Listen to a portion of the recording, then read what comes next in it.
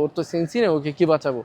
ওর তো মাথায় যে জায়গায় কূপ লাগছে ওই হয়তো কিছুক্ষণের মধ্যে ব্রেন ডেড হয়ে মারা যাবে। আমার ভাইয়া আমার বাসাতে বের হওয়ার আগে বারবার আমার থেকে ওয়াদা নেয় যে শেষও থাকবে না আগেও থাকবে না, মাঝামাঝি থাকবা। হুট করে মাথার মধ্যে পিছনে কূপ দেয়, ওই তাৎক্ষণিক সেন্সলেস হয়ে যায়। ওরা চ্যাংডোলা করে ধানমন্ডি পার্টি অফিস নিয়ে যেতে নিয়েছিল পুরানোর জন্য। মানে আহত হওয়ার পরে আমার নাকি পারাইছিল, এই জন্য আমার বুকের এখানে ব্লাড জমে গেছিলো।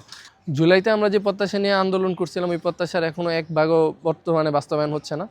আমি Murtaza Ahmed, warriors of July কেন্দ্রীয় কার্যনির্বাহী সদস্য। আমি জুলাই আন্দোলনে সংযুক্ত হই প্রথম 15 জুলাই ঢাকা বিশ্ববিদ্যালয়ের রাজু ভাস্কর্যের সামনে, যখন মানে আমাদের সাধারণ ছাত্রভাইদের মানে উপরে যে ছাত্রলীগের হামলা করে, তখন মানে ওটা দেখার পরে বাসায় দেখার পরে মানে ওই দিকে একটা স্পৃহা কাজ করে যে না, এত শান্তশিষ্ট একটা আন্দোলনে এও তো সরাসরি মানে এইভাবে দেশীয় অস্ত্র নিয়ে হামলা করে, ওইখানের মধ্যে এটা তো মানে আর ঘরে বসে থাকা যায় না। আমি মেনলি প্রথম আন্দোলনে যুক্ত হই 16ই জুলাই। ওই দিন একটা সময় মানে সন্ধ্যা পর্যন্ত ধাওয়া পাল্টা দেওয়া চলে। ওই দিন আমার পায়ে একটা ইটের আঘাত লাগে আর বুকে ইটের আঘাত লাগে, তো ওই জন্য একটা সামান্য ব্যথা ছিল। ওটা প্রাথমিক ট্রিটমেন্টের পরে 17 জুলাই আর আন্দোলনে যোগ দেওয়া হয়নি, যেহেতু প্রাথমিকভাবে আহত ছিলাম। 18 জুলাই ওই দিন আমাদের ঢাকা বিশ্ববিদ্যালয়ের সবই অফ করা দেয়, সব হল অফ করা দেয়। মনে মনে ধরে নিয়েছিলাম যেহেতু সব অফ, তাহলে মানে আন্দোলন অফ হয়ে যাবে। কিন্তু ওই দিন প্রাইভেট বিশ্ববিদ্যালয়গুলো যখন সকাল থেকে আন্দোলনে সংযুক্ত ছিল, তারপর তখন আর আমরা বাসায় বসে থাকতে পারিনি, যেহেতু ঢাকা বিশ্ববিদ্যালয়ের গেটগুলো বন্ধ করা ছিল। তো ওইখানের মধ্যে পুলিশরা ব্যারিকেড দেওয়া ছিল, আর আমরা ছিলাম আপনার পলাশির মোড়ে আর নীলক্ষেতের ওই মোড়ে। শান্তশিষ্টভাবে আমরা আন্দোলন করতেছিলাম। হঠাৎ করে বিকাল 5টার দিকে পুলিশ টিয়ারসেল আর রাবার বুলেট নিক্ষেপ করতে থাকে। নিক্ষেপ করতে করতে আমাদের দিকে আগাইতে থাকে। ডিরেক্ট আমি আর একটা হ্যান্ডমাইক ছিল, উনি আমার টার্গেট করে রাবার বুলেট মানে ফার্স্টে মানে আশেপাশে যারা ছিল ওরা মনে করছিল রিয়েল বুলেট মারছে, এই টাইপের কিছু একটা। বাট আমার গায়ে স্প্রিন্টারের মতো মারা হয়, অনেকগুলা মানে ছোট ছোট ছোট ছোট রক্তের ছিটার মতো লাগে, বাট ওইরকমভাবে বড় কোনো আহত হয়নি। ওই দিন বৃহস্পতিবার ছিল, রাতে নেট অফ করে দেওয়ার পরে ওইভাবে আর আন্দোলনে কোনো তথ্য পাইতেছিলাম না, যা অতিরিক্ত ফোনে আদান প্রদানের মাধ্যমে পাওয়া যায়। বাসা থেকেও পারমিশন দিতেছিল না, যেহেতু আমি 2 দিন যেয়ে আহত হয়েছিলাম, হালকা পাতলা আহত হয়েছিলাম। তারপরে 4 আগস্ট এই দিন এক দফা ঘোষণা করার পরে, না ইসলাম এক দফা ঘোষণা করার পরে 4 আগস্ট এই দিন আর বাসায় আমরা কোনোভাবে আমার আটকে রাখতে পারিনি। আমি এখন পুরোপুরি সুস্থ ছিলাম। ওই দিন বাসায় থেকে বের হই। আমার ভাইয়া আমার বাসা থেকে বের হওয়ার আগে বারবার আমার থেকে ওয়াদা নেয় যে তুমি মাঝখানেও থাকবা না, শেষও থাকবা না, আগেও থাকবা না, মাঝামাঝি থাকবা। আমি বলছি ওকে। তারপরে ওই দিন ওইখান থেকে বাসা থেকে বের হই, তখন আজিমপুর মানে শাহবাগ যাওয়ার উদ্দেশ্যে। বাট অবস্থা এমন ছিল যে শাহবাগ যাওয়ার মতো পরিস্থিতি ছিল না। জিগাতলা বাস স্ট্যান্ডের সামনে অপোজিট সাইডে যে গলিটা, আমরা ওই রোডে অবস্থান করি। আমার টার্গেট করে আমার পুরো পিঠে টিয়ারসেল লাগে একটা। হঠাৎ করে কোন থেকে জেনে এসা লাগে খেয়াল করিনি, আমি পুরো সামনে ছিলাম, তখন একটা পিঠে টিয়ারসেল লাগে। তো টিয়ারসেল লাগার কারণে সিমনিমে আমরা দাওয়া খাই, আমরা প্রতিরোধ করার চেষ্টা করি। প্রায় 10-15 মিনিট ওদের সাথে আমরা 4 জন আর ওরা 16-17 জনের মধ্যে মানে রামদা হকি স্টিকের সাথে বাসের লড়াই হয়। একটা পর্যায়ে ওরা মানে হুট করে মাথার মধ্যে পিছনে কূপ দেয়, ওই তাৎক্ষণিক সেন্সলেস হয়ে যায়। মানে তারপরে ঘটনাগুলো আমার বিভিন্ন মাধ্যমে শোনা, আমার নিজের সেন্স আসে 7 আগস্ট, এর মাঝখানে আমার সেন্স নেই আর। এর মাধ্যমে শোনা যে আমার নাকি হাতে ওরা চ্যাংডোলা করে হাত পা ধরা ধানমন্ডি পার্টি অফিস নিয়ে যেতে নিয়েছিল পুরানোর জন্য। হাতের নার্স ধরে দেখেন আমার হাতের নার্স নড়তেছে। তো ওরা বলে যে না, ওই তো এখনও জীবিত আছে, ওকে আমরা ভিতরে নিয়ে যাই, প্রাথমিক ট্রিটমেন্ট দিই, তারপর আপনারা ওরা নিয়ে যান।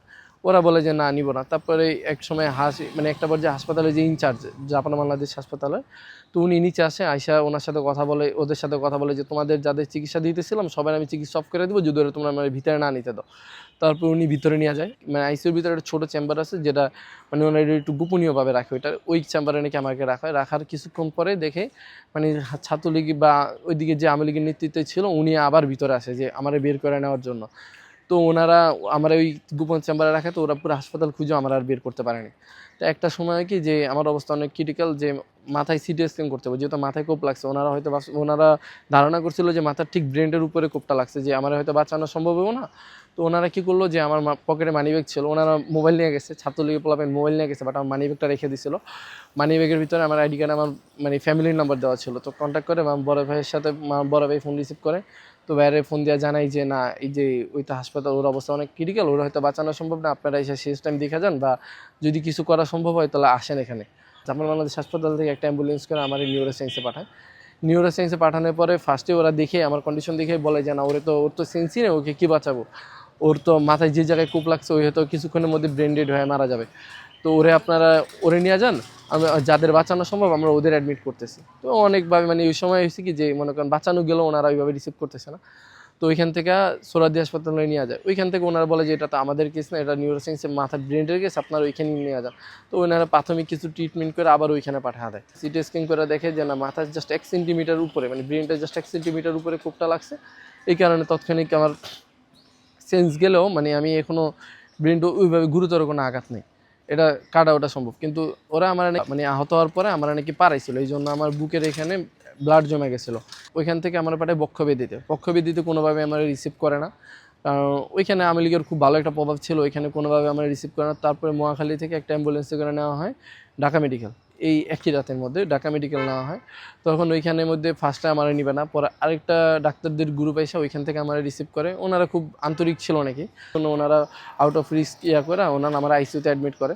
ওইখান থেকে প্রায় 7 তারিখের পর আমার সেন্স আসে। যখন সেন্স আসে তখন আমি শুনি যে না, যে শেখ হাসিনা পালাইছে। মানে সবার আগে মানে আশেপাশে একটাই নিউজ আসে যে শেখ হাসিনা পালাইছে। আমি কোনো সরাসরি কোনো রাজনৈতিক দলের সাথে সম্পৃক্ত না। আমাদের সাথে যখন যেই রাজনৈতিক দল যোগাযোগ করছে আন্দোলনের পর, আমরা তাদের সাথেই কথা বলছি। আন্দোলনের পর আমাদের সাথে হাসনাত আবদুল্লাহ ভাই বিভিন্ন মাধ্যমে আমাদের সাথে কথা হয়েছে। ওনার সাথে আমাদের যেমন কথা হয়েছে, জামাতের আমির আমাদের বিভিন্ন ওনাদের বিভিন্ন প্রোগ্রামে আমাদের দাওয়াত দিয়েছিল, ইনভাইট করছিল, আমরা ওইখানেও গেছিলাম। বাট বিএনপি থেকে ওইভাবে তখনও আমাদের ওইভাবে কোনো মূল্যায়ন করা হয়নি। আমরা ওনাদের সাথেও বিভিন্নভাবে কন্ট্যাক্ট করার ট্রাই করেছিলাম যে আপনারা আমাদের অন করেন, আমরা আপনাদেরও চাই। আমরা কোনো একক রাজনৈতিক দলের আন্ডারে আমরা পড়ে যেতে চাই না। তো ওনারা আমাদের তখনও কোনো ওইভাবে গুরুত্ব প্রদান করে নাই। যে ভিডিওটা ভাইরাল হয়েছিল ওটা হচ্ছিল 2025 সালের 10 রোজার ভিডিও। ঢাকা দক্ষিণ সিটি জামাতের উদ্যোগে একটা ইফতার মাহফিলের আয়োজন করা হয়। আমার বাসায় এসে আমাকে ইনভিটেশন কার্ড দেয়। তো আমি বললাম ওকে, যেহেতু আমাকে ইনভাইট করা হয়েছে, যে একটা সম্মান দেওয়া হয়েছে, তো আমি অবশ্যই ওটা তো অংশগ্রহণ করব। তো ওইখানে যাই, আমার যেই ছবিগুলা, তারপর আমার যে ভিডিওগুলো, ওগুলা সব উনি দেখার পরে উনি আমাকে জীবিত শহীদ আখ্যায়িত করে আমার যে মাথায় কোপ লাগার স্থান উনি মানে আমাকে আদর করে চুমু দেয়, যেটা খুবই স্বাভাবিক। যে আমরা সৌদি আরবে দেখি বা বিভিন্ন ইসলামিক রাষ্ট্রগুলোতে দেখি যে একজন মুসলমান যখন আরেকজন মুসলমানের সাথে সাক্ষাৎ করে তখন আদরবশত মাথায় চুমু খাওয়াটা খুবই স্বাভাবিক একটা বিষয়। বাট এটারে এতটা মানে প্রকাশ করা হইতেছে যে না, উনি খুব বড় একটা গুনাহ করে ফেলছে। আর এটারে ট্যাগিং করে আমার এখন জামাতের একজন কর্মী হিসাবে উপস্থাপন করতেছে। মানে ট্যাগিং যে কালচার রাজনীতিটা ছিল, ওইটাই এখন বাংলাদেশে আবার পুনর্বাসন হইতেছে। আমরা চাই প্রত্যেকটা রাজনৈতিক দল যেমন যে যার নীতি থেকে রাজনীতি করবে। জুলাইতে আমরা যে প্রত্যাশা নিয়ে আন্দোলন করছিলাম, ওই প্রত্যাশার এখনও এক ভাগও বর্তমানে বাস্তবায়ন হচ্ছে না। জুলাই প্রত্যাশা অনুযায়ী জুলাই সনদ গঠন করা হয়, প্রত্যেকটা দল এখানে জুলাই সনদে স্বাক্ষরও করে।